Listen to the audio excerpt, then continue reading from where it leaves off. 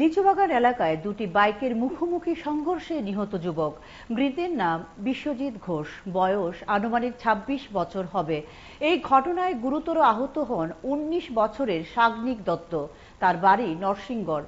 নিহত বিশ্বজিতের বাড়ি নূতননগর এলাকায়। শুক্রবার রাতে দুর্ঘটনার পর তাদের ২ জনকে জিবি হাসপাতালে আনা হয়। রাতে মৃত্যুর কোলে ঢলে পড়েন বিশ্বজিৎ।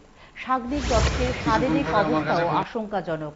নিহত যুবকের মৃতদেহ ময়নাতদন্তের পর এদিন সকালে তাদের আত্মীয়দের হাতে তুলে দেওয়া হয়।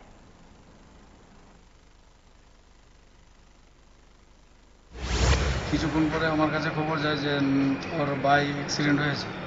তারপরে জিবিতে আসলাম, জিবিতে এসে দেখি ওর অবস্থা খুব সিরিয়াস।